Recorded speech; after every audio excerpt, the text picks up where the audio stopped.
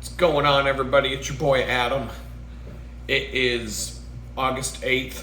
I'm sitting here, I'm recording. I don't know when you'll see it. Nothing I talk about today in this video is going to be time sensitive.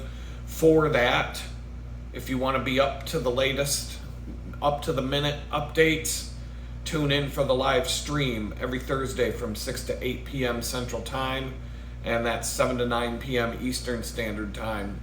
Otherwise, I'm just going to record videos on topics and give you updates about what's going on in these regular videos. But doing it this way, I started doing this delayed effect video format when I was living in a tiny little tool shed for a few months. And it pissed some people off because they wanted the up to the minute update. And I had reasons beyond why I'm doing it now. But what I found out was that I can record some videos whenever I have the time, and then I can upload them when I have the time, and I can kind of I don't have to do this every single day of my life, and I can still put content up every day. As long as I record a little bit here and there, then I can gang it all up. I can do everything at once to queue up a week's worth of videos. So that's why I'm doing it. But I'm going to try and make these daily videos not revolve around up to the minute time sensitive stuff. So if you want that, come to the live stream. I just found out, so I want to do some people in last night's live stream were suggesting for me to get some guests on. And yeah, that's definitely something I want to do. I went to the Zoom, I Googled how easy is it to use Zoom to do a live stream through a YouTube live stream. And it's right here. Zoom support has a page on how to do it. It says something about there will be a 20-second delay between if you're in the Zoom meeting versus watching on YouTube. There's like a 20-second delay, they say, between the Zoom meeting and the YouTube. So that it's like talking to somebody on the moon if the Earth isn't flat and the moon is real. If astronauts actually went to the moon, there's like a 10-20-second delay when you say something to when the person on the other end hears you. And so it's hard that could come into play, but I don't really think that's going to matter too much. I think that's going to be fine, and it will be easy for me to send somebody a Zoom link with a password who wants to be on the stream, and then you can just stream from wherever you are. The only time I've done YouTube live streams with other people, I've had to use my phone and the YouTube app. Very specific, having to hold my phone vertically, and YouTube splits the screen. So I don't know all the ins and outs of how everything works. But it could be interesting, and I'm just gonna give it a shot. So I'm gonna reach out to somebody. I got 2 people in mind already for that. So, today's topic, I've got 2 topics. One, I'll just branch out from the live stream from last night. This guy showed up. His screen name was Aussie Adams Life After Prison or something like that, and I thought the dude was a troll. Because the previous week, somebody showed up with the screen name Adam B's Convicted Felon with my face as the avatar and started trolling the account. But he wasn't too bad. I didn't have to kick him off because he wasn't being too mean or too bad. But I feel like there's this one troll that's just made up a whole bunch of different accounts and keeps coming to the channel to drop stupid comments. And so I finally just put the kibosh on it. I'm like, you know what? I could respond to the guy, or I could just delete him, or I could just block every account that he shows up with And I think that's a better way to respond to someone like that, because that's going to get under his skin. Oh, now I got to make another account just so I can go troll this guy, put one comment in and get deleted again. So yeah, I just thought maybe this guy was a troll, and other people thought so too. I went and looked at his YouTube channel today, and it looks legit. And I'm like, oh man. So, and I already subscribed to it, which is even funnier. It said I'm already subscribed to Aussie Adams' Life After Prison channel, but I'm subscribed to so many channels that it's hard to, like, YouTube doesn't, and I don't turn on notifications because I just get bombarded with them. But there is a subscriptions link in YouTube, and when you click on it, you're supposed to see all the stuff that you subscribe to in reverse chronological order. So whoever posted the most recent thing at the top, and working backwards from there. And I do find random things in there, or people I'm like, oh, I'm subscribed to so-and-so, but haven't seen their video in a while. They sometimes show up there.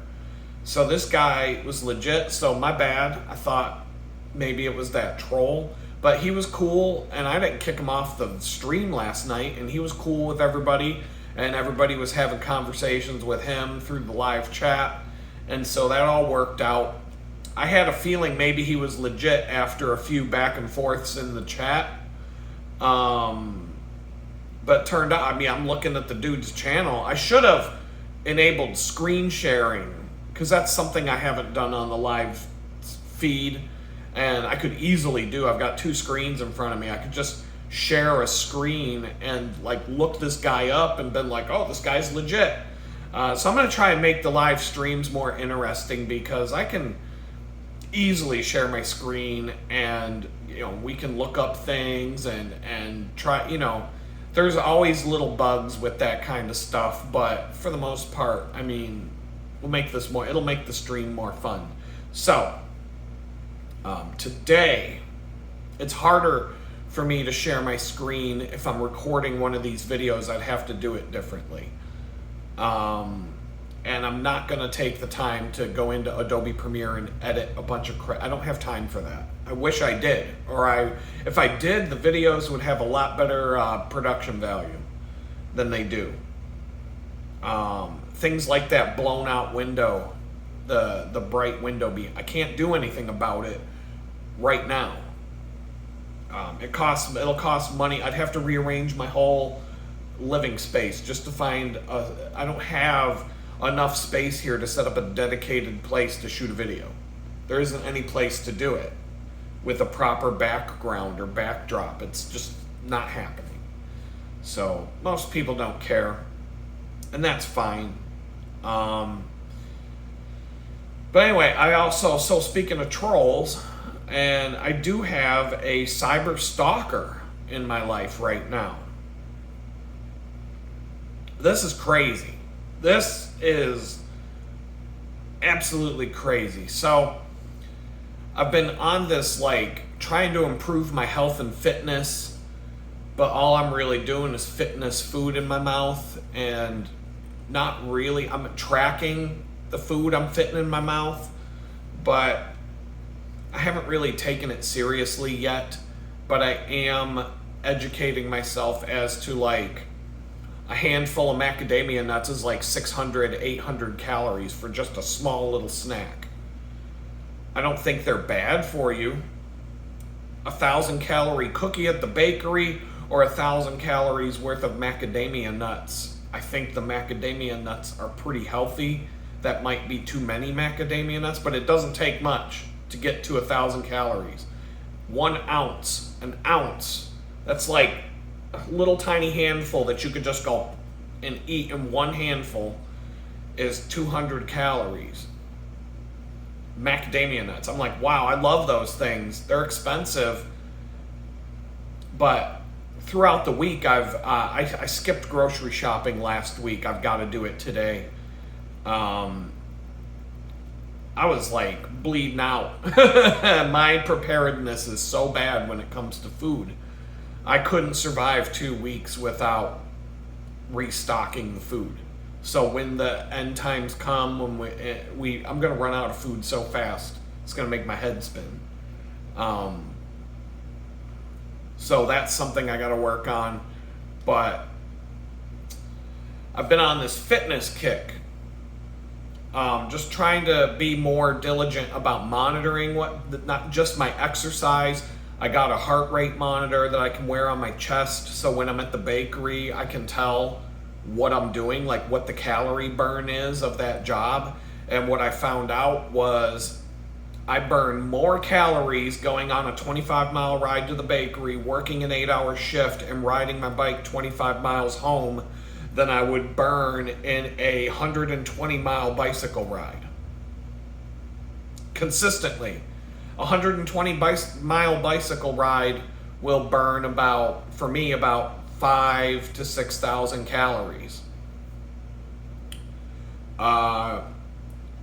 50 miles on the bicycle with 8 hours at the bakery burns 6,000 to 7,000 calories. So I can generally eat whatever I want that day, because I really can't eat. I don't think I can eat 7,000 calories, but I mean, try me. I could probably eat that many calories in a day, but I will lose weight those days. If I did that every single day, I would drop down to nothing.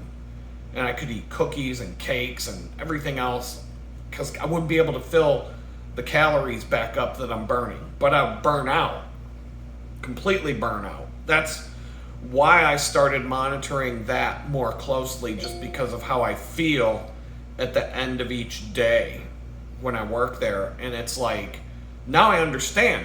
If I'm working harder to do that than a 120-mile bicycle ride would do, then yeah, that totally makes sense. And it's consistent. I'm going to keep monitoring that, but I've been gaining a little bit too much weight. I've been in this pattern of going from, I was 200 pounds the day I got out of prison.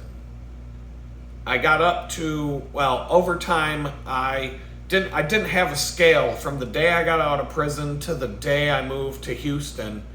I still didn't have a scale until I went to Target and bought one. So from April through all the way sometime in September, I was about 218 pounds. So I went from 200 to 220 in the time from when I got out of prison to when I ended up in Texas. And then ever since I've been in Houston, my weight will go down. The lowest has been 214. The highest is 228. And I go from 214 back to 228, back down to 214, back up and back down and up and down and up. And I've rode that roller coaster many times in the last I guess it's been almost a year that I've been here. I'm 11 months in, almost 11 months since I moved to Houston. And in those 11 months, I've yo-yoed up and down between that weight range over and over and over and over again, because it just, sometimes my appetite from all this cycling and stuff is beyond your wildest imagination. You ride a bicycle 120 miles, you're going to be hungry. You do what I do, you go on a 25-mile ride, work your ass off for 8 hours, go on another 25-mile ride, you're going to be able to eat half a cow. You're going to be able to I could just go up to a cow with a butcher's knife and just cut hunks off of it and just eat the thing while it's still mooing at me. Stop. So I'm just trying to figure out what can I do.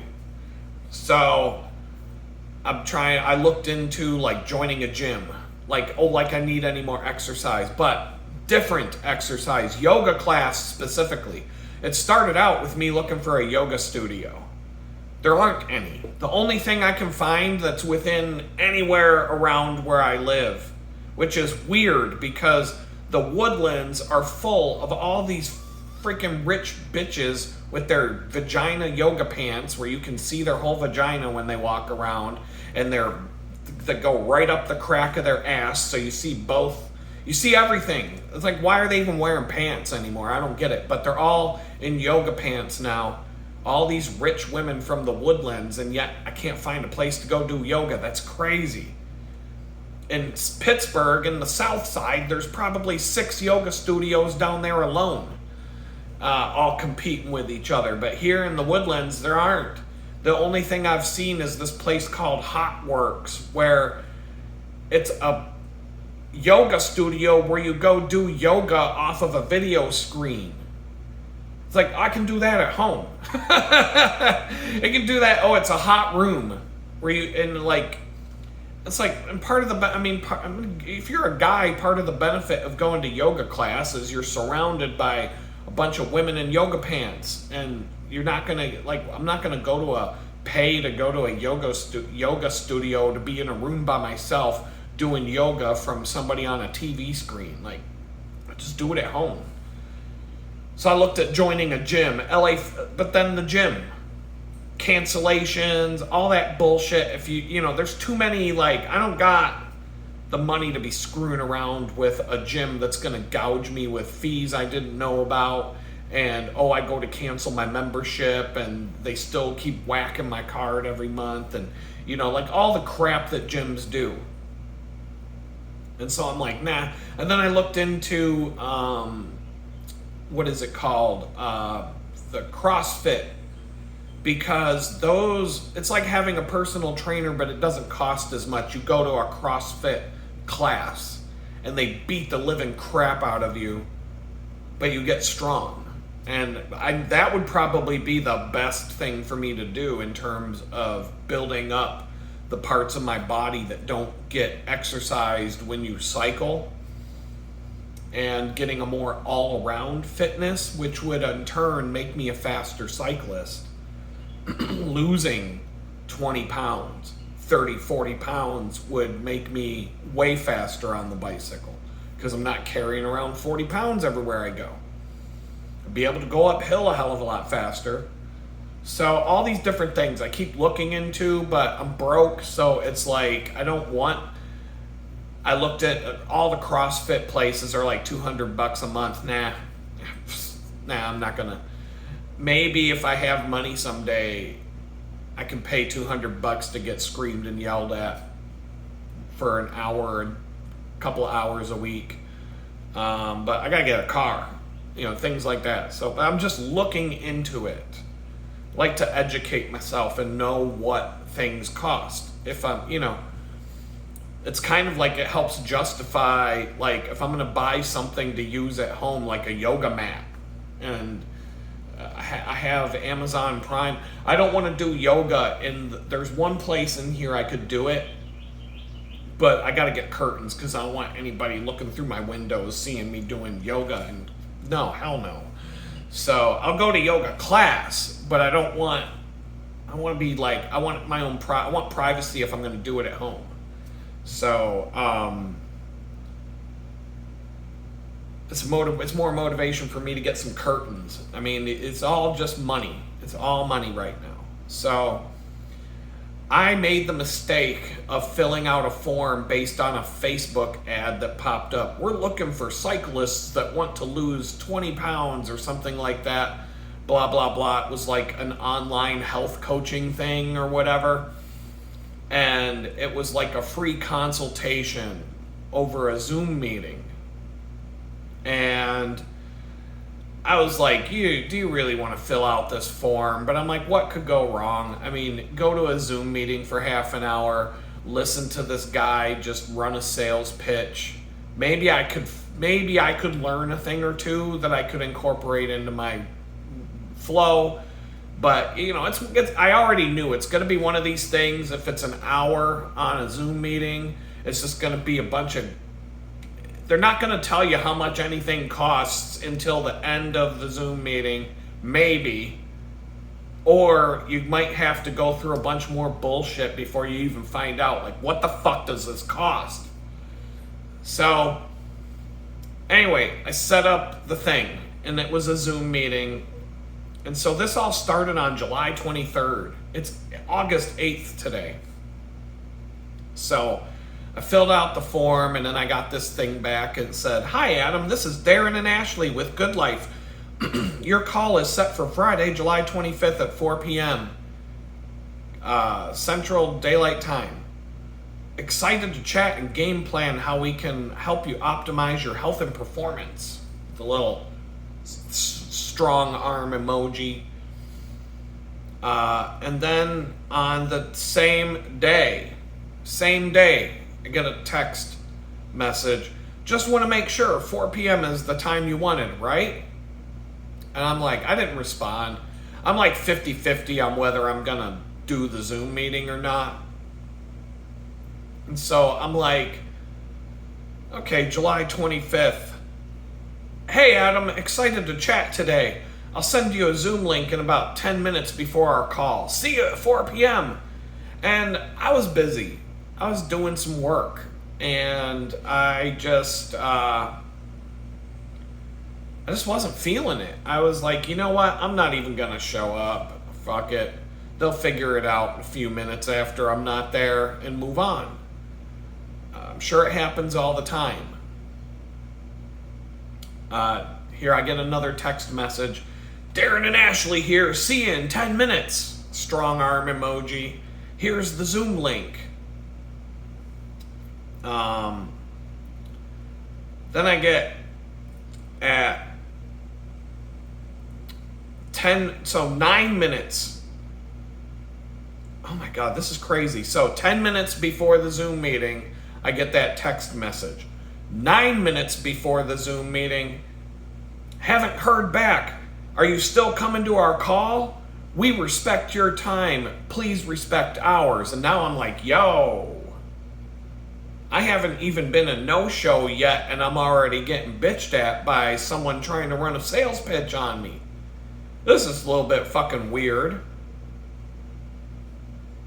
Then I get 10, so now I've skipped the meeting because I'm like, no, I don't want to deal with some douchey salesperson. I got other things I want to do today. Forget it.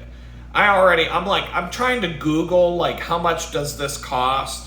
And I'm getting, like, wishy-washy, like, just like, I'm like, this isn't something I can pay for. This isn't something I can afford. Nah, and if I could, I would just go to a gym or do something with that money. So I'm like, nah, fuck it. I'm not going to go to this Zoom call. But I guess it's good material for the channel here because I get another.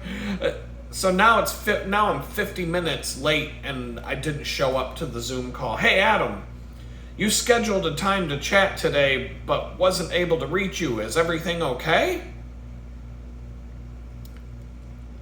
And then like 5 minutes later, I get another text. Did you get caught up at work or something? And then 2 days later, I get a text with just a question mark. Question mark. And then 2 days later, I get another text, and it's an emoji of an angry alien like this. With it, like that meme, like that guy with the blue vest, just making that angry face meme with his arms all like that. And it's got like this alien with an angry face on it, and the text says, hopefully you didn't get abducted by aliens. LOL. And I'm like, this is getting fucking weird, man. This is getting really fucking weird. And I'm kind of like, I don't want to like say stop, because now I'm like, how weird is this gonna get? Because this guy's got my fucking phone number, so I'm just getting these blasted with these weird texts now. Like, I've ghosted women after a bad date and gotten a number of texts over a few days, but this is way crazier than that. This is way crazier than that. I've never had a girl keep texting me 3 weeks after I ghosted her, multiple times a week. Like, I've been stood up on a date more than once. I mean, that's gonna happen, especially if you're on Tinder or one of those stupid apps and you decide, okay, you're gonna meet a girl somewhere for drinks or whatever, and then I will always, if I'm gonna go meet a girl, like, especially if I feel like she's a flake, I'll make sure I text her before I waste my time of like leaving the house. like maybe just a couple hours beforehand and be like, hey, hope, I'll just say some text like, not like sounding needy, but like, looking forward to meeting up later tonight, blah, blah, blah. Is this where you want to, do you still want to meet at this place or whatever at this time, whatever. I'll just say something to just get a response back that says, yeah, can't wait to meet you or something. You know what I mean? Like just something to confirm that like, it's not going to be a waste of my time to leave the house and go down to wherever it is I'm going to go. But if she flakes out, and let's just say I do go to the place because I'm like, I got other things I could do. Say I show up at a bar and the girl, I can think of a time where a girl told me she was going to meet me at such and such bar. And I get to the bar and I'm sitting there and I have a drink or two. She doesn't show up. And I'm like, all right, fucking went out and did something else. I didn't care. I don't think I've ever stood up a girl. But I've ghosted more than a few after, like, like something might happen on that first date or whatever. And I'm like, you know what? I'm not even sending a text after this one. Fuck. She's lucky I didn't just go to the bathroom and disappear and leave her with the bill. But, so, I mean, these things happen and it's not a big deal. But I've never had a girl, I'm not even halfway through the text messages that this guy has sent me since I didn't show up for a Zoom meeting. So here it is. Hopefully you didn't get abducted by aliens. Now, a couple days after that, I'm sure life got crazy. Ha ha ha. I get it. I'm fairly busy the next few days, but didn't want to forget about you. Do you want to connect today or tomorrow? I'm like, ghost?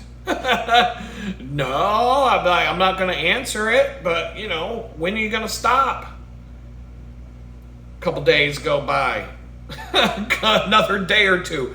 Hey, Adam, I know you reached out wanting some help optimizing your performance and health, but we never connected. Where should we go from here? The next day, I get another text, question mark, just a question mark. It doesn't end. 2 days later, I don't know if this is bot driven. Like, it could be a bot that's set up to do this. But, so I get another text, Tuesday. I'm sure you got busy. Don't worry, we work with busy women only. LOL. We get it. Ha ha ha. And I'm like, I'm not a woman. So, like, that's why I'm like, is this a bot at this point?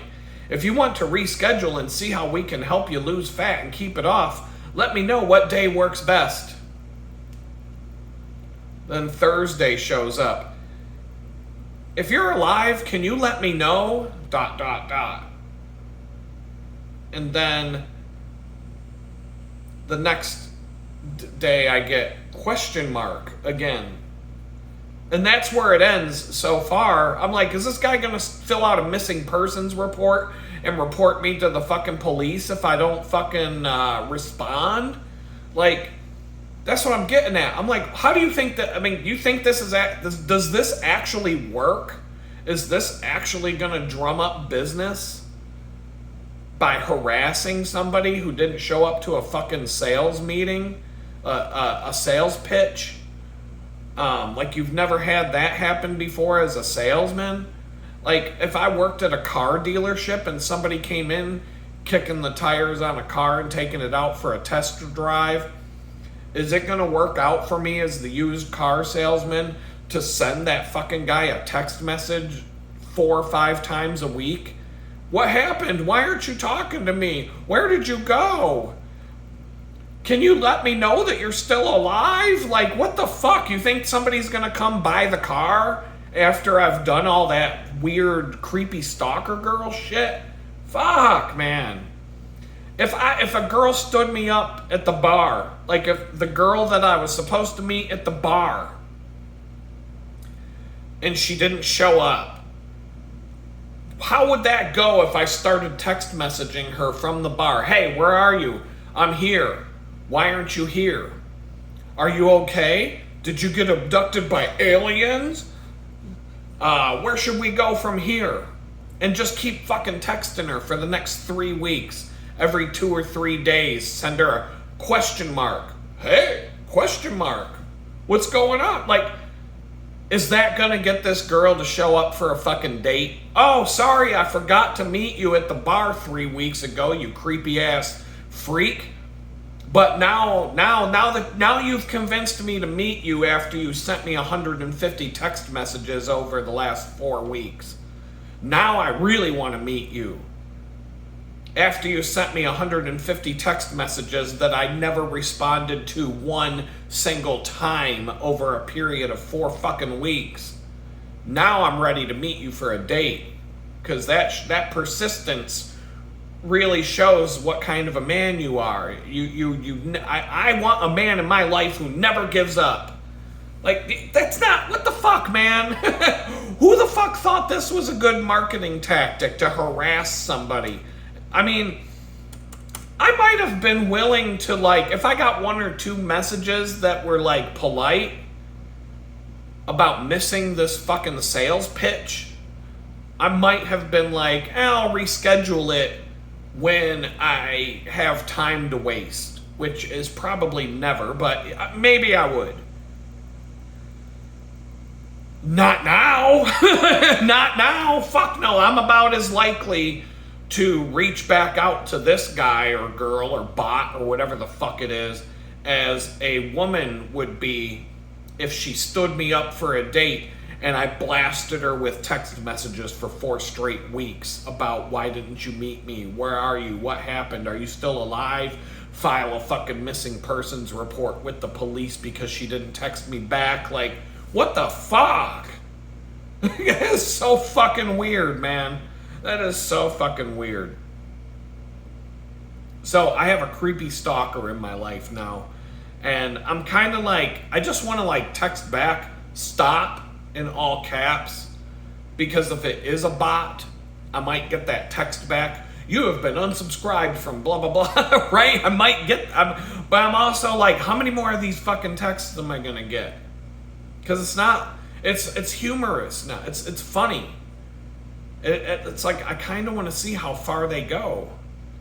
Like, because this is fucking weird. This is like horror movie level shit now. And they must be making money from somebody because they're running I just keep seeing these ads on Facebook over and over and over again. And I'm like, they must be making enough money because Facebook ads are cheap. Not at the level that they're doing it. That's thousands and thousands of dollars that they're spending on these ads. So obviously, whatever the fuck they're doing costs enough. And I'm assuming that this is some kind of bot. And this Darren and Ashley or whatever the fuck they're, like, that's not even going to be the person's name that I talked to on the Zoom meeting. It's just going to be Ranjit from India or who knows what. It's not going to be Darren or Ashley or whatever. It's just some fucking bullshit. So I don't need a fucking fitness coach if it's going to cost more than going to a gym is all I'm getting at. And I'm like, I don't know why I filled out the fucking form. I don't even know. Don't know. I just was like, I wonder what this is all about. And I can go to Grok and probably do the same fucking thing. Have Grok be my fitness coach. Virtual AI for free, fitness coach. So why do I need somebody on a Zoom meeting? You know, maybe somebody could help me with like ideas on how to eat better and stuff like that, but I don't need to pay somebody a ridiculous amount of money to do that. So, no. No, definitely not. Not the creepy psycho stalker marketing tactic is not going to work on me. Here comes the phlegmy whatever. I went through a 2-hour live stream last night and didn't have any of that.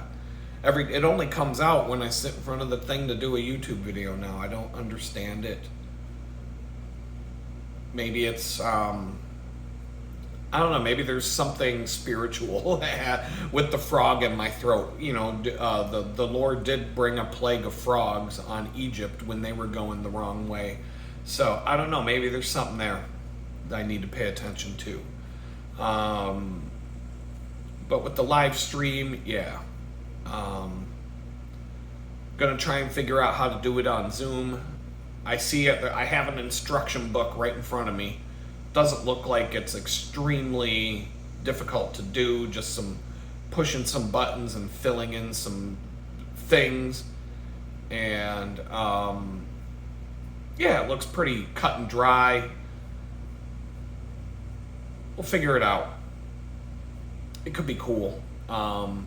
It definitely depends on another piece of buggy software working together with another piece of buggy software, and then your buggy software that you use to watch the thing has to work properly. So a lot of buggy, every time you introduce a new piece of buggy ass software into the mix, the chances for something to go wrong go up and up and up.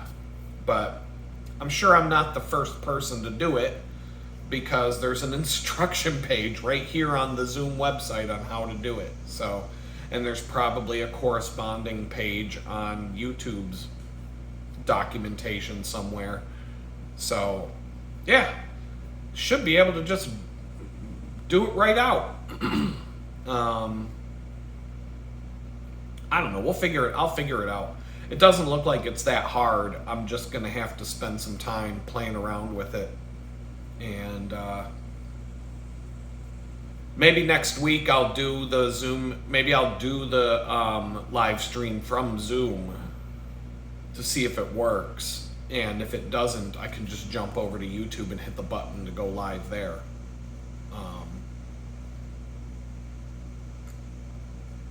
Either way, it should work. Doesn't look that hard. So that's cool that I didn't have to look very hard to figure that out. And I think, you know, if we want to do those Bible study, the Bible study Zoom live streams, that would be really dope, because people can join through Zoom and participate, and it can be like a nice thing. And during the live streams, if somebody wants to jump on and go live on the fly, I can just be like, here's a passcode. Here's you can go to the Zoom. I can put the passcode right in the link in the passcode in the live chat. I could pin it probably. I mean, there's lots of different ways I can do this and make it fun. I have a paid Zoom account, so there's no restrictions. I use it for my business, so it's worth, you know, the 10, I think it's like $12 a month, I think. I don't know, something like that. But that'll make it fun. I would even see myself doing it more often than once a week if things move in that direction to where we just do it live. That could be fun. I like doing it, and it's, you know, it's, I mean, for me to sit here and talk on a video for an hour or two, which is, some of these have been 2 hours long lately.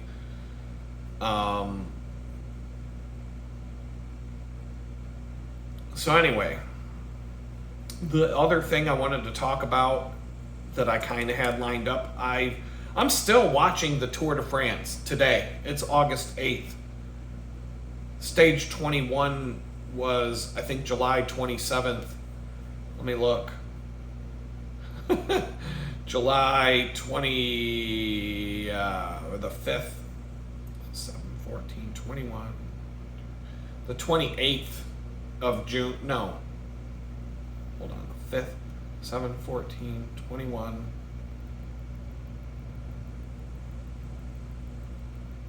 27th, okay, yeah, the 27th was the last day of the Tour de France, 7, 14, 21, Yeah. Yeah, July 27th was the last day of the Tour de France. I'm still watching it. I'm on the last stage now. So maybe today or tomorrow I'll be finished watching the Tour de France. And I jotted things down to talk about. And I told you, you might be listening to me talk about the Tour de France at some point 6 months after the race. But it won't, I mean, it's just my observations of what happened during the race. And I don't really stick to the topic. I just kind of branch off and talk about other things, like why you need to wear a helmet when you ride your bike.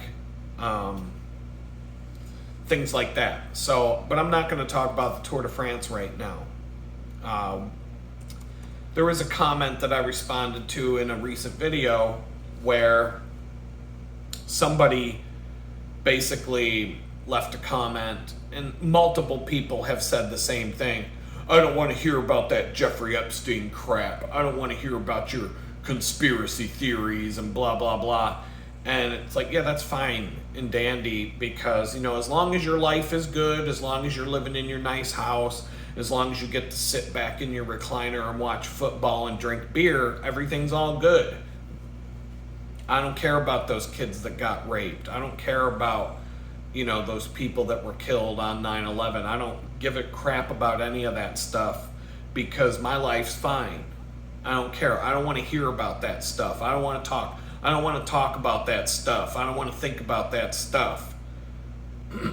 There are days where I don't want to think about it either, and I don't talk about it, and I go about my day and I do other things in life and just kind of, you know, go on my merry way and whatnot.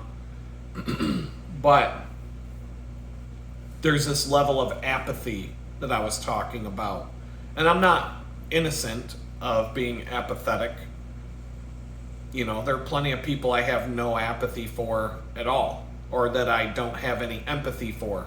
Apathy is the opposite of empathy. There are people out there, they see someone wearing a mask walking through the woods by themselves. I'm like, I hope you get bit by a snake. You know what I mean? Like, I don't like, you know, I don't even like this person, and I don't even know who they are. I can't even see their face. I don't know anything about them. I don't even know what their face looks like, yet I can't stand them. So I'm not innocent. So I'm not taking the moral high ground here, but what I'm saying is God's going to have, I think in some ways, God will have a bigger problem with the people who just stand by and let things happen because they're too apathetic to give a shit about any of it. I think he'll have more of a problem with you and me than the people who actually do the bad things. So yeah, I'm sure Jesus isn't very fond of the people who rape kids on Jeffrey Epstein's island, but the people who sit around going, I don't want to talk about that shit. That's in the past. I don't want to blah, blah, blah. Well, what if it was your kid? What if it was your kid? Would you be telling your kid, shut the fuck up? I don't want to talk about that Jeffrey Epstein bullshit. I'm just going to watch the football game and veg out. Go to your room. I don't want to hear about Bill Gates fucking you up the ass anymore. Just go to your fucking room if you're going to talk about that. Like, you know what I mean? Like, what if that was you? What if that was your spouse? What if that was your sister? What if that was your brother? What if that was your kid? You know what I'm saying? Like, would you want everybody to shut the fuck up and not talk about this anymore? And so that's why Jesus, when he comes back someday, he's going to have some words. He's going to have some beef with all of us. If we don't want to even talk about the evil things that are going on around us because we just want to close our ears and plug our ears and close our eyes and pretend it's not there, like an ostrich sticking its head in the sand in a Bugs Bunny cartoon, like, Jesus is going to have a problem with that, because it's your apathy and it's your unwillingness to give a fuck about any of it that enables the people to do those things. That's why they're running around free now. That's why they probably got a new island somewhere, or they bought a castle somewhere with a dungeon in the basement. And that's where they have to go rape the kids now, because they can't do it on the island anymore. But they're all living their best life, raping kids and getting away with all this shit because people like you don't want to talk about it. I just want to watch football. Leave me alone. I guess we're just going to have to let them rape our kids because that's how it is. There's nothing we can do about it. We're just going to have to let them do it. Nothing I could do about it. So I'm just going to watch football and enjoy my life. I got a nice house. You know what I mean? Like, what? Like, when they come to your door, just because this out of control government hasn't shown up at your doorstep yet, doesn't mean that they won't. And when they do, then you're going to wish that some other people gave a fuck about it, because now it's affecting you. Nobody gives a fuck about it until it affects them, and then they find out everybody around them doesn't give a fuck about them anymore. Because they just want to keep their heads in the sand and pretend it's not there. Do you see the zebras? When a lion takes a zebra out of the herd, do you see the other zebras give a fuck? No, they're just like, fuck, get me away from that lion. Oh, sorry, buddy. Sucks to be eaten, but I gotta go. So, that's how it is in our society. And so I was watching a video while I worked, because it was one of these videos you can just listen to. And it started right off the bat with, it was right after I recorded the video where I talked about all this stuff. Then I start watching this video and it just lines up exactly with what I was talking about. Like, boom, like picked up right where I left off. And this video starts out with, I don't even know what the video was anymore. But it talks about how the limits of debate are established in America before the debate even begins. Anyone outside of the margins of what we're allowed to debate about and what we're allowed to talk about becomes either a communist or you're disloyal. I've been told, I've been called a communist by the people who love George Bush and who love Donald Trump. I've been called disloyal, a kook, conspiracy theorist is the big one. When you start talking about how the elites get together to work towards forming a totalitarian world government, most people just tune right out. And then they start yelling at you to shut up because you're just a kook and a conspiracy theorist. And like I said, God has a big problem with that. I know he does. How many times do truth tellers in the Bible get shot down and persecuted for going around telling people the truth? I mean, this is as old as time itself. So, but apathy in America right now is huge. I went into a 2-hour long video about it. Well, I don't know, was it yesterday? I don't remember. I recorded it a few days ago. I'm telling you, within 10 minutes of recording that video, a Bible verse showed up on my screen. And I'm just going to read it to you word for word. 10 minutes after I was done talking about that for a long time, this pops up in front of me. Why do the heathen rage and the people imagine a vain thing? The kings of the earth set themselves, and the rulers take counsel together against the Lord and against his anointed. That's from Psalms chapter 2, verses 1 through 2. So there you go. The Bible is backing up exactly. See, I didn't bring up the Bible when I was talking about all this stuff. I talked about how God probably has a problem with it, etc., etc. I didn't bring up any Bible verses to back that up. This Bible verse came to me, popped right up on my screen, front and center. I think it was part of the video I was watching, but it was like right there. I could hit pause and just type it out word for word. There's the Bible, the heathen. So all of us sheep the sheep that are unawake, especially the Democrat and the Republican sheep, those people I talk about whose opinions are just whatever the Republican playbook and the Democrat playbook told you that your opinions are this week. So, like the California wildfires, well, these Republicans, this is all my opinions that I'm supposed to have about it. And the Democrats are like, these are all the opinions I'm supposed to have about it. And then they fight with each other. The sheep rage and fight with each other, and they're full of vanity. I'm right and you're wrong. How many people had vanity when they were fighting about whether you should take a vaccine or not? Those fucking Democrats were quite full of themselves, weren't they?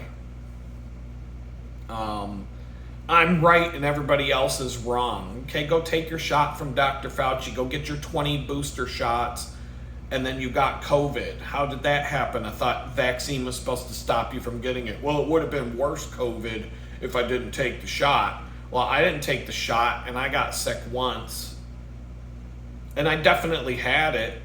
I mean, it was a weird 2 weeks. It was about a week. And then the next week, I felt a little bit off. And then I was back to life. It was like the flu, but a little bit different. Things don't taste the same anymore. That was kind of a weird effect. I can't drink soda anymore. So, oh, darn. Everything except Dr. Pepper. Dr. Pepper tastes exactly the same. Everything else tastes rancid.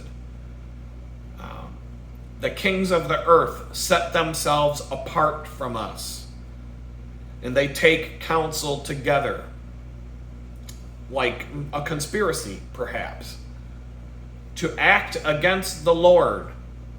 Well, with all their satanic rituals and all their bullshit and molesting kids on private islands and human sacrifice rituals and their secret meetings out at the Bohemian Grove out in California and all their Bilderberg meetings, their secret meetings that they have all over the world, and the Skull and Bones Club at Yale, and all these different secret societies and secret things that they do. Yeah, to act against the Lord, to establish a one world government ultimately ruled by Satan himself, the Antichrist, whatever you want to call it. That's coming. There's nothing you can do about it. You can't stop it. It's coming. That is for sure. We don't know if it's going to be tomorrow, next week, 2 weeks, a month, 10 years from now, 20 years from now. I feel like it has to be during my life. How much worse can things get? But I think people have been saying how much worse can things get for a long time, and they just keep getting worse. Every time you ask how much worse can things get, a couple weeks go by and you're like, oh, yeah, well, how much worse can things get now? Oh, look at that. That's how much worse. Oh, shit. Every time you ask that question, you're going to get an answer. How much longer can it keep getting worse before it's finally like, it can't get any worse because the world doesn't exist anymore. So yeah, they make war against the Lord's anointed. People who tell you the truth. That's why people crucify the messenger. They always shoot the messenger. That's why Adam's an asshole for talking about Jeffrey Epstein Island, but the pedophiles and the rich child molesters who rape the kids get a free pass. They get a free pass. They're not getting in trouble. Nobody's banging down their door. Nobody shows up at their house. The FBI doesn't show up at their house with a tank like they did at my house for saying words. The people who rape those kids don't get arrested. They don't even get, their name doesn't even get in the fucking newspaper. But the people that want to talk about it, the people that want to call it out, the people that want something to be done about it, you are the asshole. I'm the asshole for talking about it. They make war against the Lord's anointed. So this is why I can't not talk about things, because God makes me tell the truth.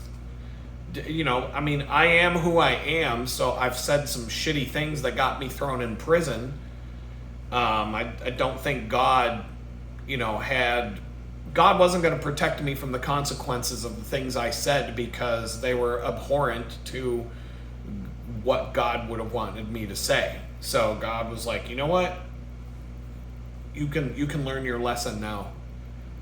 But he did have something that he wanted me to do later on in life, and that was a stepping stone to get there. He will take things that are negative and turn them into positive at some point in your life.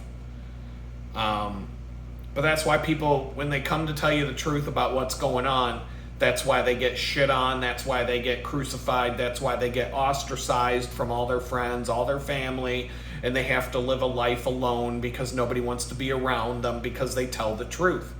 You all want to sit in your fucking recliner watching the football game on Sunday.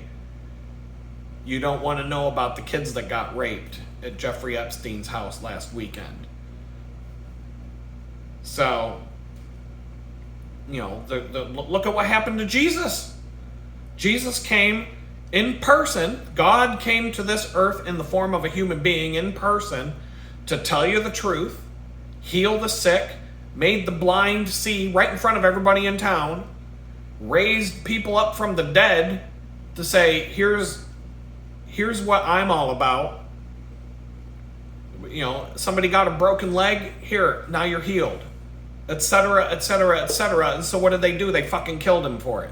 They killed him for it. The guy who came to do the most charitable person who ever lived, the friendliest, most kind person who ever lived on the face of the earth, got hung on a fucking board with nails in his arms and legs because he was so nice to everybody. Like, the fuck do you think's gonna happen to you if you tell the truth? So I don't give a fuck. I don't care. Yeah, I swear. Yeah, I do things that maybe I shouldn't. We're all sinners. So maybe it's something I can work on. I don't know. It doesn't seem to. I haven't worked on it yet. But so that passage, just once again, why do the heathen rage and the people imagine a vain thing?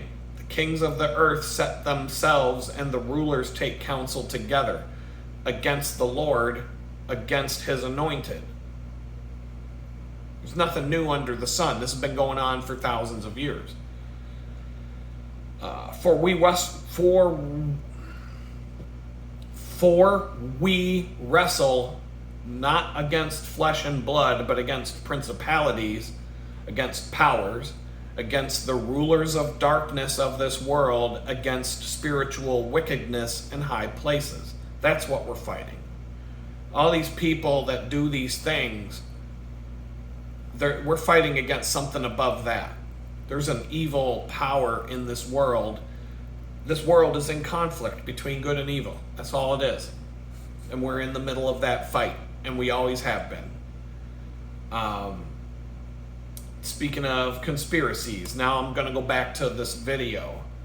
We're talking about, because I'm always talking about, how much time did I spend in a previous video talking about how the average income of somebody in the United States right now is 40 grand a year. That's the average. So there's a lot of people making less. There's a lot of people making more. The average cost of a home is $400,000 now. But in 1950 or 50 years ago, I'm going to make up the numbers because I don't know. They're not in front of me right now. But 50 years ago, it was something like the average income was like $25,000, and the average cost of a home was like $75,000 or something like that. Like, and 50 years before that, the average income might have been $5,000, but the average price of a home was $20,000. You know, it wasn't like, how's anybody supposed to afford a fucking house in today's day and age? And you can blame, you know, I'll make comments about how the baby boomers took everything and left their kids with nothing. That's Gen X. Like, I feel like these generation names that they give generations have meanings that you're not supposed to know about. And X, Generation X is the first generation as a whole. Because the baby boomers and every generation of Americans generally lived better than their parents did. Each generation was an improvement in their standard of living, your income, your ability to have a good life and all of that. And then Generation X is where all that shit stopped. Gen X was just tossed to the fucking curb. Here you go, you fucking piece of shit.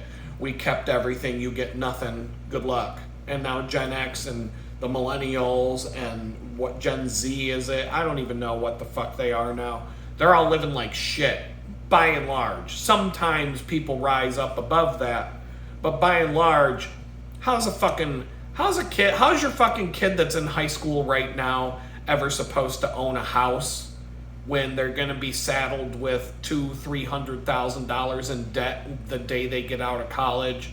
They get a fucking job making $10 an hour and a house costs $400,000. Like, do you honestly think your kid ever had a fucking chance? They don't. So, I hate to say it, kids, but you got no fucking chance. But it's not your grandparents' fault. It's not your parents' fault. The apathy, the fact that people by and large, like I've been saying, people by and large allow this to happen by, I don't give a fuck about any of that. I'm just going to watch football and drink beer. That's all I care about. I got a nice house. I got me a pickup truck. I got a nice car. I got me a house. I got a big screen TV and a recliner. And I'm going to eat cheese curds, drink beer, and watch football. Go Packers. You know what I'm saying? Like, that's why. But, you know, that shit's been going on. What do you think the gladiator arena was in ancient Rome? That's where stadiums started. All it is a gladiator arena where a bunch of fucking gladiators go beat the shit out of each other and people stand in the crowd cheering. Except they can't have swords and cut each other's heads off now. Because that would be considered, you know, that's not PG. That's not, you know, that's rated R. And there's kids watching, so we can't do that. But this goes back so long. This goes back way before we were born. In fact, pretty much the entire history of the United States and a lot of other countries on Earth go back to the financial manipulators manipulating our money. When Jesus lost his temper, Jesus was not always a nice guy. There's a passage in the Bible where Jesus showed up at the temple and he starts flipping tables over and he starts chasing people around with a whip and screaming and yelling at them. And I mean, that was part of the reason why he got hung on a cross. The reason why Jesus got so mad is because the people in the temple, the Jews, were manipulating the money and getting rich off of God's house. You would have to pay, I don't know exactly how it worked out, but you would have to basically pay a temple tax or something like that with a shekel coin that was the Jewish coin. But you would have Roman currency and you had to pay more Roman money than the coin was worth to get the coin so that you could pay the tax. And the money changers at the table that sold the coin to you were making a huge profit. Because the coin that they were selling you were paying 2 or 3 times what the coin was worth to get the stupid coin that had to be that coin to pay the tax. Just like they would sell birds. You know, you have to make a sacrifice, animal sacrifice. They'd be out there selling goats and birds and stuff to be sacrificed, charging you a fortune, telling you that you're going to go to hell if you don't buy this bird to be burned. And they turned it into a fucking amusement park for profit, and Jesus wasn't having it. And so, you can go back into history through all of the empires, Rome, everything. I mean, I'm already an hour into this video. Do you want to make it 6 hours long? Or do you want to just get the Cliff's Notes here and look up this stuff for yourself so you can find out whether I'm bullshitting you or not? But part of the reason why your average income is 40 grand a year, a home costs 400,000, but my grandfather bought his house for 5 grand. When he bought a house, my grandfather bought a fucking house, a big house, and 400 acres of land for like $4,000 or $5,000. And I knew my grandfather. I lived in the house for a number of years with my mom. And now the average price of a house, not 400 acres of land and a big farmhouse with a big giant fucking barn, but just an average house, is 400 grand.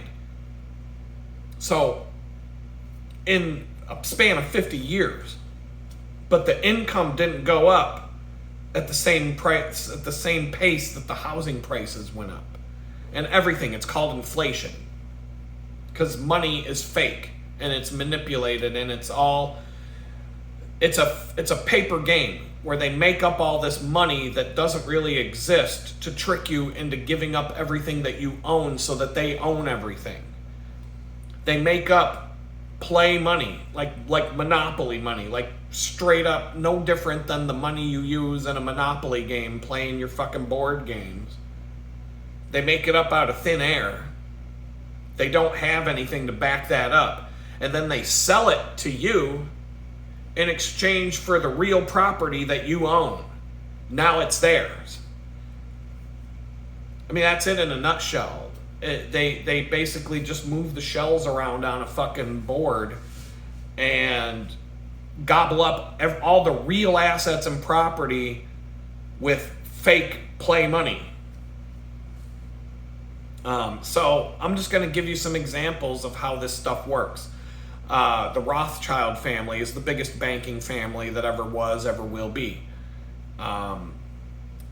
Mayor Amschel Rothschild, the first of the generation, he had a bunch of sons that carved up the banking empire and set up their own. It grew out like a hydra with multiple heads to completely control the world's banking and money supply.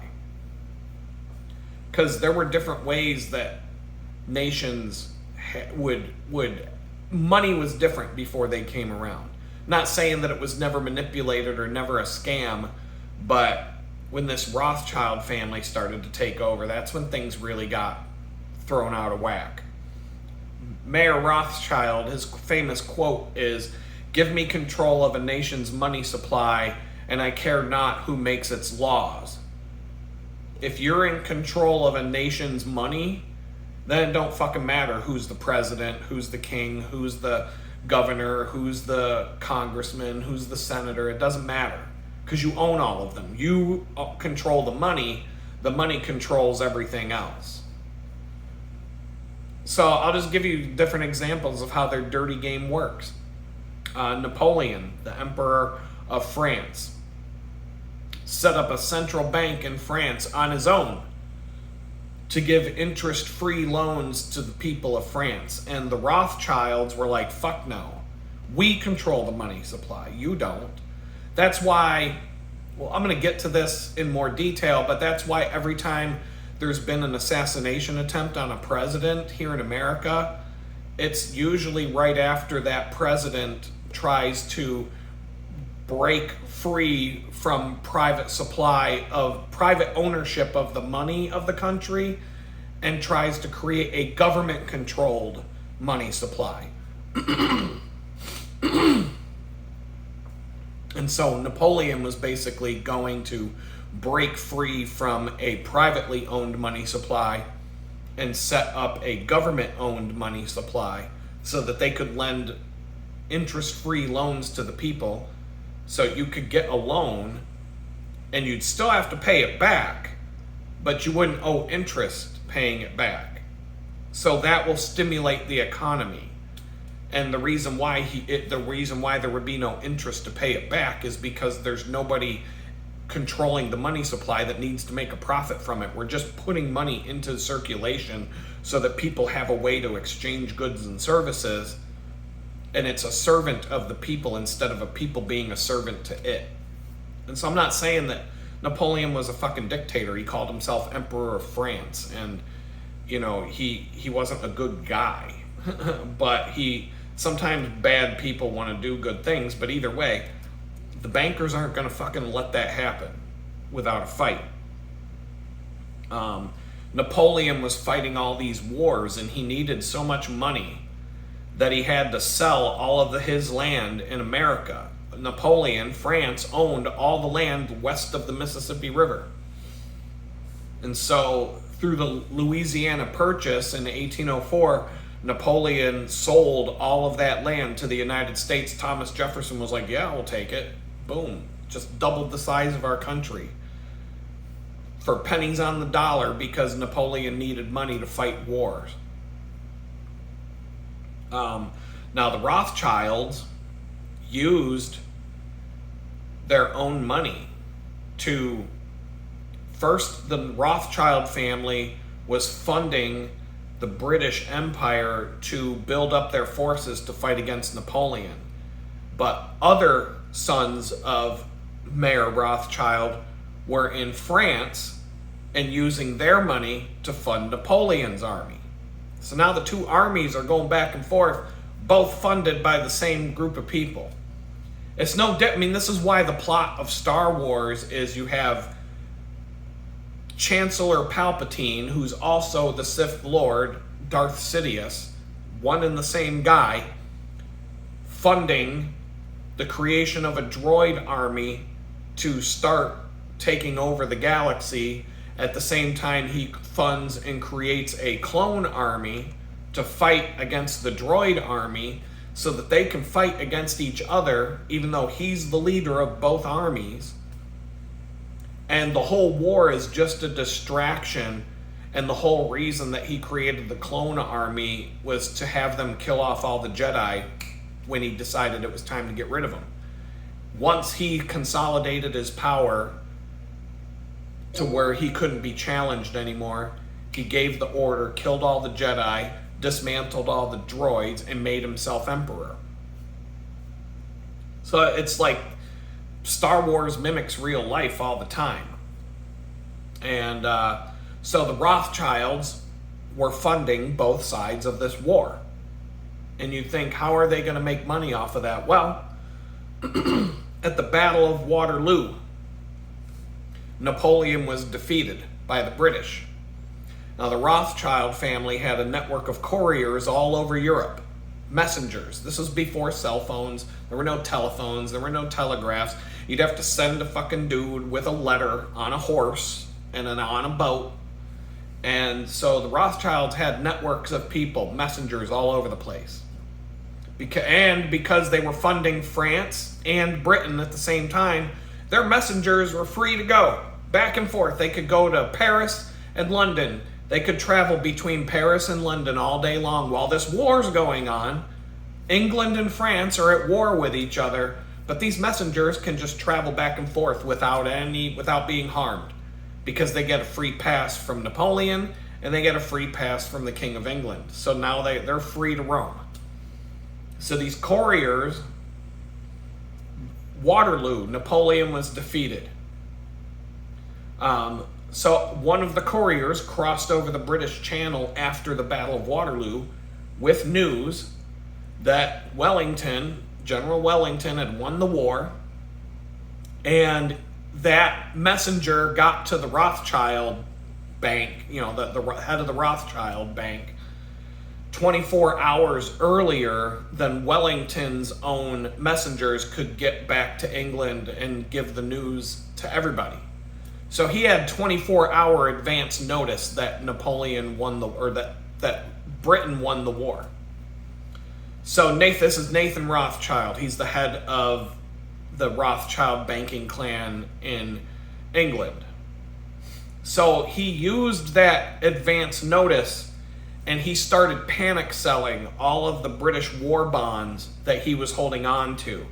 And everybody else started watching what he was doing, and they're like, oh shit. Everybody else started to panic and sell their war bonds because they thought that this was a sign that Napoleon won the war and these war bonds were going to be worthless. So everybody just starts trying to get rid of them. Sell, sell, sell, sell, sell. And the price and the value of those war bonds dropped. They tumbled. And it was rapidly. This happened overnight, just like the stock market crashes. He crashed the stock market basically by putting out false rumors that Napoleon just won the war and all these war bonds are worthless now. I got to get rid of this shit. I got to get rid of this shit right now. He just sold everything.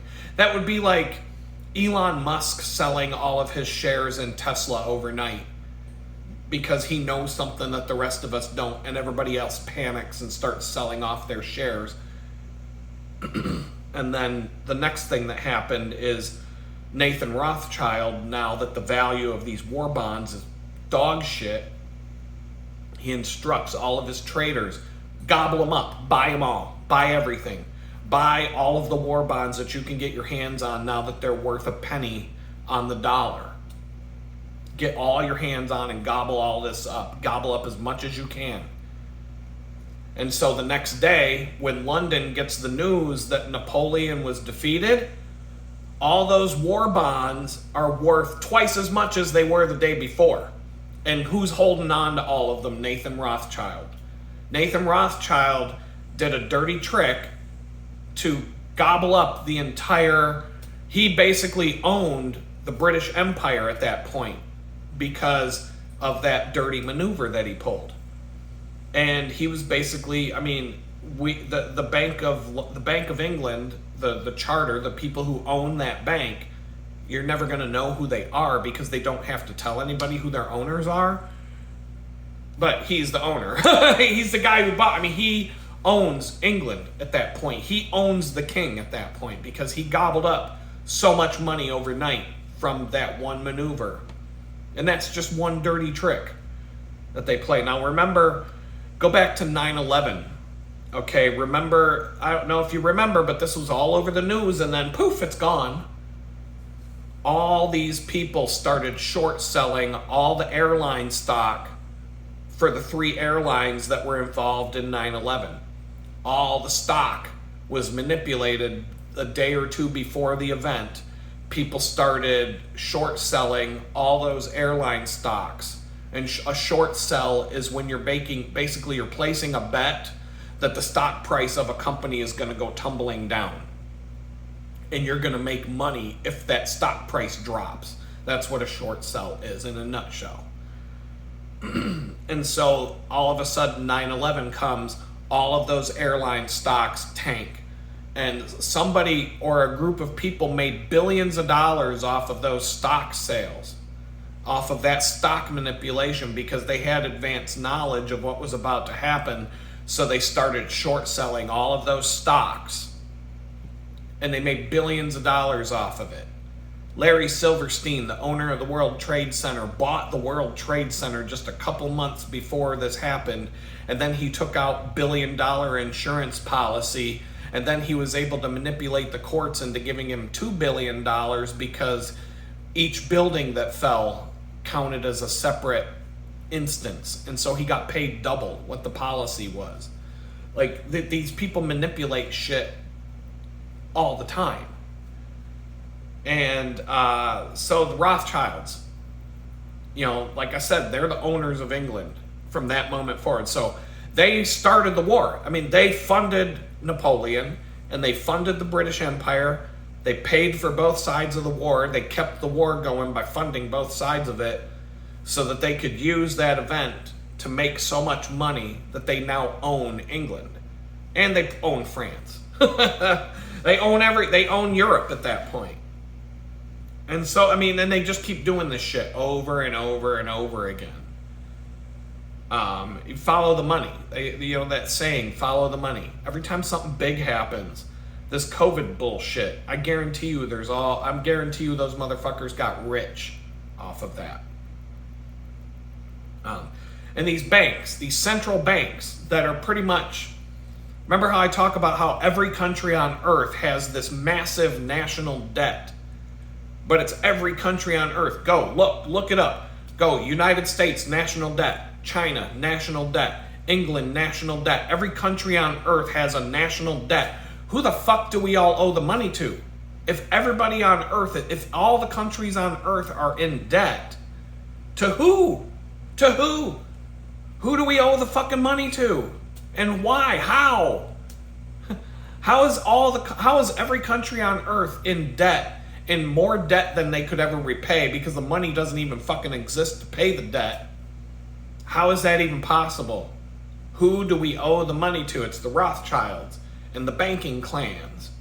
They call it the banking clan in Star Wars. It's a planet of banksters that own everything. And they're underlying, like they're right up there with the emperor in terms of the power they wield. In fact, the emperor has to go begging to them for money sometimes.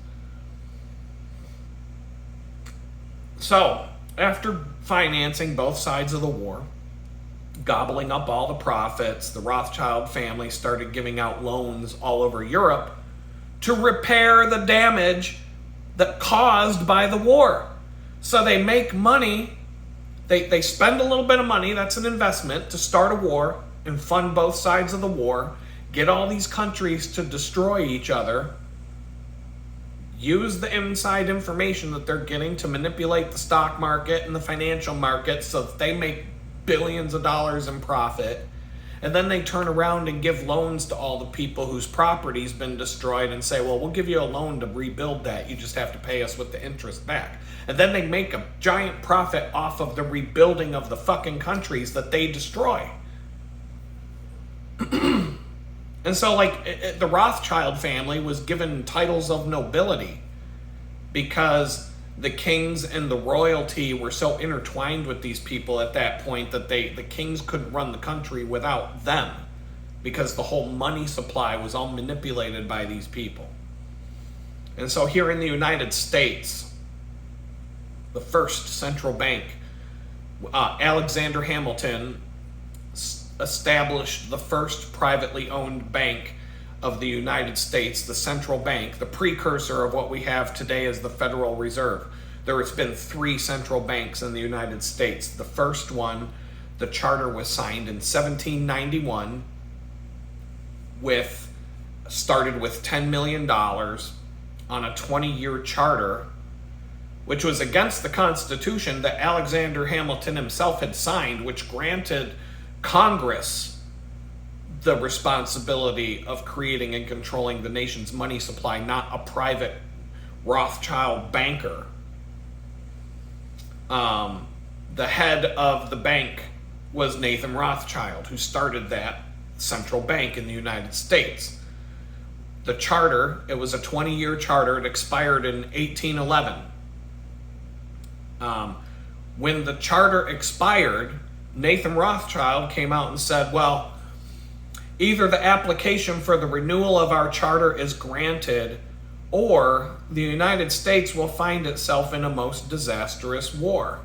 And what happened? Well, that war is known as the War of 1812. So the Rothschilds were funding both sides of this war, along with the British against the Napoleon Empire. So Andrew Jackson, who later became president, Andrew Jackson was one of the big heroes of the War of 1812, and that's what propelled him to become president at some point later. But Britain was too busy fighting off Napoleon, so they really didn't have enough forces to reclaim the colonies here in America, but they basically looted and destroyed everything in their path. They burned Washington, D.C. to the ground on their way rampage through the country. And so America was broke after the War of 1812. Even though they won, they didn't have any money, and they had to rebuild. And so they were forced, because they needed money, to renew the charter for the second Bank of the United States, so that the Rothschilds could then loan all the money to everybody in America to rebuild the country, so that they could make more money off of it. And because of the war and inflation around this central bank that's basically lending out money that they make out of thin air and charging interest on top of that, and the interest doesn't exist to pay it back, so you have to take out a loan to pay the interest, etc., wash, rinse, repeat. The national debt became $127 million back then, which in the early 1800s, that's who knows how many trillions of dollars that is in today's dollars. It's a lot. So now the second Bank of the United States when it came time for the charter to be renewed again, Andrew Jackson was president and he vetoed it. And then what happened? They tried to kill him. Dude walked right up to him with 2 pistols, bang, bang, except the pistols didn't fire. He would have been shot in the gut and killed point blank. But the gun jammed and the guns didn't fire. Sound familiar? So I don't know what Donald Trump is up to. I don't know. I mean, I've seen some crazy shit, some extra footage of the assassination attempt that makes it look like the whole thing was a staged event. You can look this up. The reporters, after Donald Trump gets shot in the ear and he's like on the ground with all the Secret Service on top of him, there was another Secret Service guy that goes running across in front of the stage, grabs a bunch of cameramen and shuffles them over to be right in front of the podium, and he escorted the photographers to be there so that when Trump got up and he was pumping his fist, there's a bunch of photographers right in front of him that were put there. There's a video of somebody in the crowd filming this. You can look this up. It's footage that they didn't show you that day, but it's fucking weird. It's really fucking weird that somebody in the Secret Service goes and grabs all these photographers and brings them to the front of the stage so that they can be standing there taking pictures like crazy when Donald Trump gets up to pump his fist. So I don't know what's going on there, but if Donald Trump is the guy that's going to end the reign of the central bank of the United States, then it would make sense that they're trying to kill him. So we'll just see how it all plays out. But every time a president tries to end the reign of these fucking banksters, they get killed, or they get attempted to be killed. They tried to kill Andrew Jackson more than once. At the end of his presidency, because he defeated the second central bank and put the government in charge of our currency instead of these private bankers, he distributed a $35 million surplus back to the country. And it's the only time that the United States has ever had balanced books. So, like I said, people are hoping that there are people out there who think that Trump is going to do the same thing, and that at some point before Trump is gone, he's going to abolish the Federal Reserve Bank, which will also abolish the income tax and all these other things that they've done to us. I don't know. I mean, if he's not even going to release the fucking Epstein list, I highly doubt. I highly doubt. But, we do have a few more years to see what he's going to do unless they kill him. So we'll see what happens.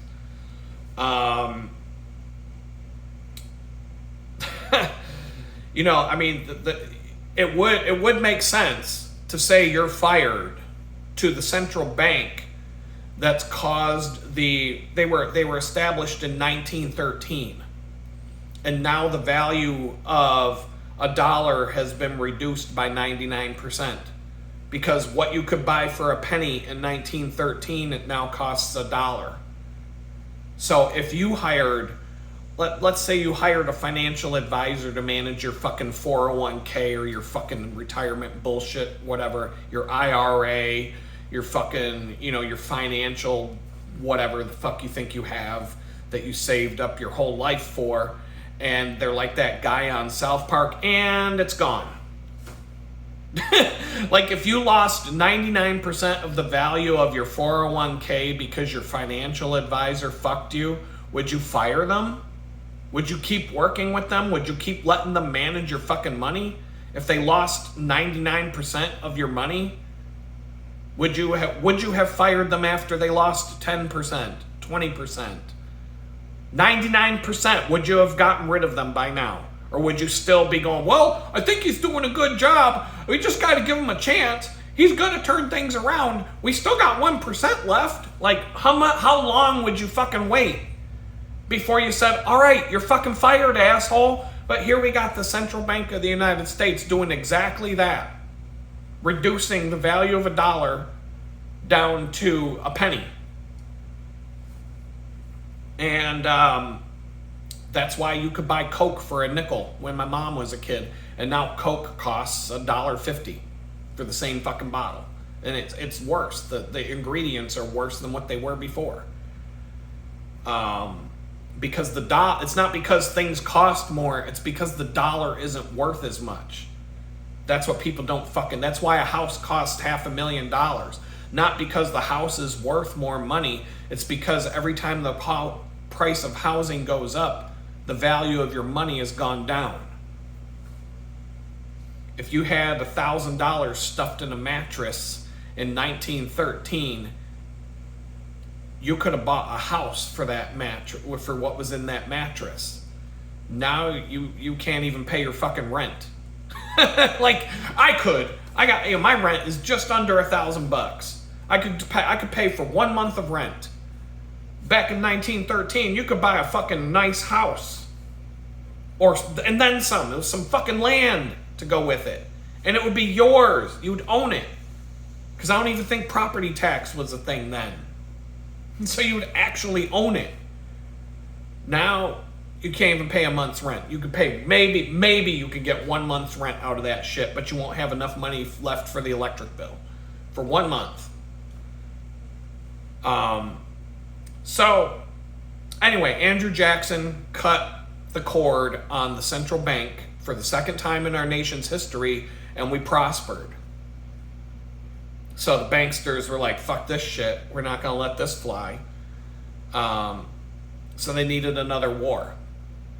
So the Rothschilds, they wanted America back. They wanted to own this country again, so they started another war. The plan originally was for the North to be annexed to Canada and to be taken back by the British Empire, while south of the Mason-Dixon line would be a French colony and taken back over by the French. So America would no longer exist. That was the banksters' plan for the Civil War. And so Lincoln, when he was president, his biggest problem was, how do I finance this war without relying on these fucking banksters to do it, without having to take loans out from these loan sharks to do it. And so Lincoln came up with this thing called the greenbacks, that the government would print its own interest-free money backed by gold. So it would have value. You would be able to exchange the greenbacks for gold. So you could hold the gold or you could hold the paper, but the paper was tied to the gold. So whatever paper is in circulation, it's backed by actual gold that you can exchange it for, therefore it has value. Well, they fucking blew his brains out. It wasn't even that long after he came up with this greenback shit. They walked up to him, bam, shot him in the back of the fucking head.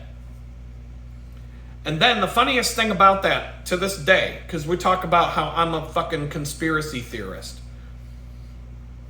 They tell you John Wilkes Booth shot Abe Lincoln at the end. That's how it happened. But your fucking history book in grade school will tell you that a number of people were hanged for the assassination of Abraham Lincoln. A whole bunch of people were hanged for that. And Abe Lincoln wasn't the only person they tried to kill that day. Secretary of State William Seward was in his home. Somebody broke into his home, and he survived, but he was stabbed several times in the face and in the neck. They tried to kill him too. It wasn't just Abraham Lincoln that they were trying to kill that day. They were basically it was a coup.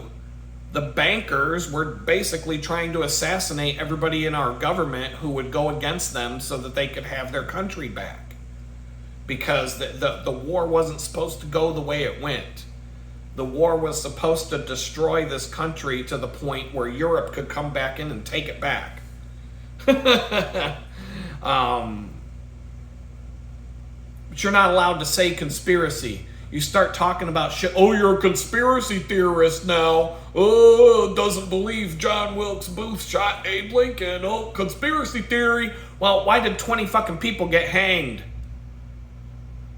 They got hanged for participating in a conspiracy to kill Abraham Lincoln and other members of his cabinet. Is that, oh, but that's just a conspiracy theory. Fucking idiots. So, but like I said, every president who's been assassinated did something to try and get rid of these fucking banksters. That's why John Kennedy's head was blown off on film. You can watch his head explode. Because John Kennedy was going to do the same thing. He had signed an executive order to abolish the Federal Reserve Bank and to have the government take over creating and distributing currency interest-free to where the country doesn't have to pay the Rothschild family interest on a loan, but we're just going to print the money ourselves and then the government uses that money to spend on the things that it needs to spend, which then the money goes into circulation, into the economy, and then spreads around to all the different, it becomes our currency. They blew his brains out for that shit. They thought Ronald Reagan was going to do that. They tried to kill him. George Bush tried to kill Ronald Reagan so he could become president early. Like 3 months into Reagan's presidency, George Bush tried to whack him. And then Reagan just was like, fuck it. I'm just going to sit back and do what I can. Because this is too much. I can't go up against these fucking cocksuckers that have infiltrated every facet of our government. They'll kill me again. They'll try to kill me again if I go through with what I was planning on doing. Fucking John Hinckley, the guy who shot President Reagan, the Hinckley family and the Bush family were like best friends. They were just all having dinner together a few days before the president got shot. Like this whole fucking, conspiracy theory, go look it up, idiot. But I know you won't, so fuck you. Fuck you, I don't give a shit what you do. And we ended up with the third central bank in 1913 that we still have today, the ones that have reduced the dollar value down to a penny. You know, what you could buy for a penny in 1913, it takes $1 to buy today. And it's going to get to the point where the dollar is absolutely worthless. It has zero value. Because we're down to like 1% or less. Like, it doesn't take much more. It doesn't take much more to get to zero from there. A loaf of, the dollar value menu at McDonald's, the $1 cheeseburger is going to become the $20 hamburger. And then you'll have to pay $5 for a slice of cheese. You'll know we're almost there when a gallon of gasoline costs $25, $30, $40 for 1 gallon. Forget a fucking Big Mac. That's for the rich. A cheeseburger a hamburger at McDonald's will be $20, $5 for a slice of cheese on your fucking hamburger. And the thing will be it'll be a slider. It won't even be the size of a fucking hamburger anymore. It'll be a tiny little slider because they also get you by making shrinkflation. Well, I'm talking about that. May as well talk about this. Here's another dirty trick that they do. You know about shrinkflation, where you go to the grocery store and you look and everything's the same price as it was, but the package got smaller. Or the bag of potato chips will be the same size as it was before, and it'll be the same price as it was before, but there's no clear window on the front. And when you dump the potato chips out, if the bag is this big, there's that many potato chips in the bag and the rest of it's air. And then they tell you, well, we have to pump the bag full of air to protect the potato chips from getting broken. No, you fucking dumb idiots. They're giving you this many fucking potato chips in a bag this big to trick you into thinking you got something when you got ripped off. Colgate, the toothpaste company. They probably get away with all this shit because of all the fluoride they get you to fucking drink with your toothpaste every day. It's not easy to find fluoride-free toothpaste unless you go to like Whole Paycheck Foods, or you go to an elitist rich people grocery store. You can do it on Amazon all day long, but the only one that you're going to find in a regular grocery store anymore is Tom's toothpaste. And you have to look at the packaging on Tom's toothpaste because not all of them are fluoride free. But Colgate, the biggest toothpaste company out there, their sales were flat. They're like, how can we sell more toothpaste? So they're trying to run ad campaigns, and they're trying to come up with different we've got new sparkly Colgate, or the Colgate with the stripes, and they got all these different fucking things out there now. The Colgate pump, and they're doing all this shit to try and sell toothpaste. And they're not making, their sales are flat. They're not making any more profit. So you know what they actually did to sell more toothpaste? The tube of toothpaste that you buy used to have a hole diameter that was 5 millimeters wide. They changed the size of the hole in the toothpaste tube to 6 millimeters wide. And so 40% more toothpaste comes out of the tube every time you use it on your toothbrush. And because these fucking idiots don't pay any attention, your toothpaste tube would run out in half the time that it used to because the hole was bigger. And then the sales of Colgate shot up by 40%, and they were making 40% more profits because they changed the size of the fucking hole on the toothpaste tube to get you to use more toothpaste so that your toothpaste would run out faster, and so you'd have to go buy toothpaste quicker. And nobody noticed. Nobody noticed. Who's gonna fucking notice that? Nobody's gonna know anything about that. But sometimes dirty tricks work. And, like I'm talking about how these banksters, they fund every war, and they all these things. What do you think the Afghanistan war was about? The Rothschild, the opioid crisis in America happened to correspond precisely with the takeover of Afghanistan, didn't it? And what was Afghanistan famous for? With the poppy fields. That's where the world's opium is grown.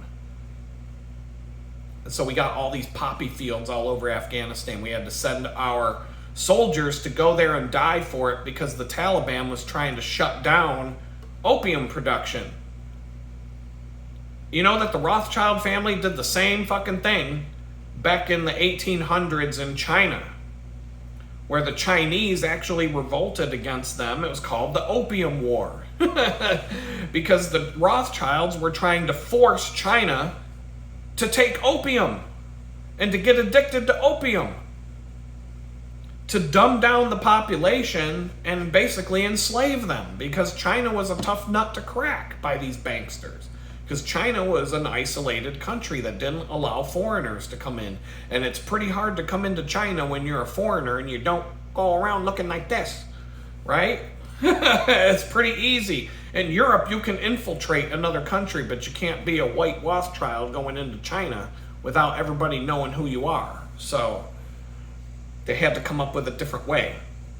Europe, all the rich people in Europe, they wanted the tea, they wanted the silk, they wanted the porcelain from China, but China didn't want anything from them, so there was nothing to trade. So the Chinese emperors, they wanted to be paid in gold and silver. Pay us in gold, pay us in silver. We give you tea, we give you porcelain, we give you silk. You bring gold and silver. Fine, but the British bankers were like, fuck no, we're going to send opium. We're going to give them opium. And so opium became the fucking currency. There were so many people addicted to opium in China because of this trade that they could buy, the Europeans could buy whatever the fuck they wanted in China by paying in opium, piles of opium. And they got everybody in China addicted to this shit.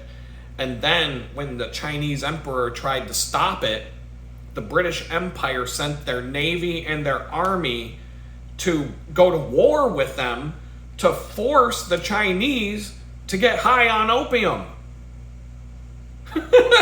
They were forcing China to use opium for currency by going to fucking war with them because the emperor said no.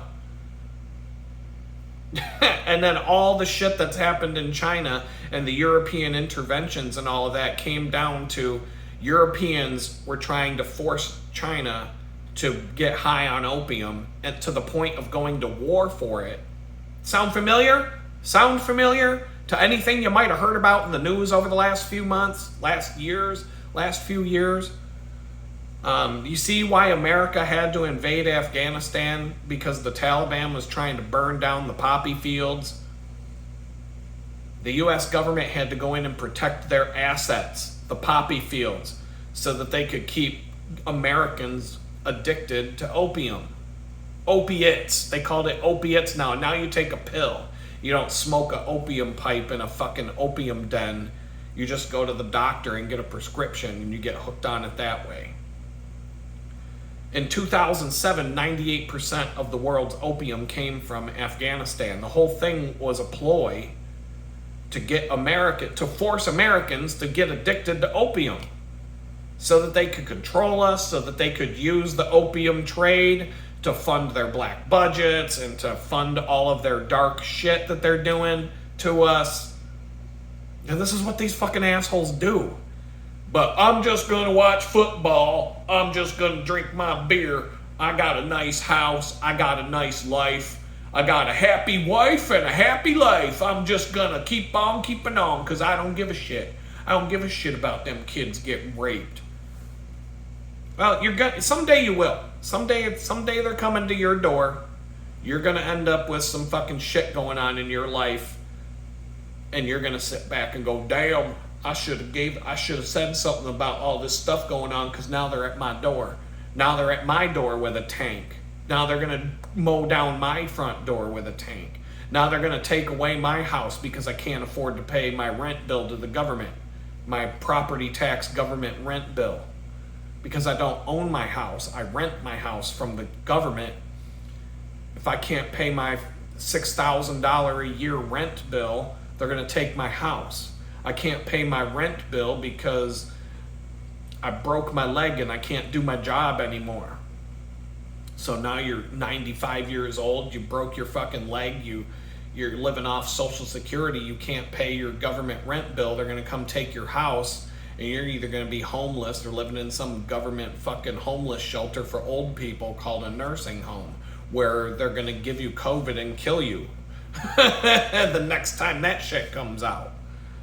So yeah, keep on watching that football and drinking your beer and not giving a fuck about what's going on so that the people that are doing it to us can keep getting away with it. And with that, I'm just going to let you go and say peace out.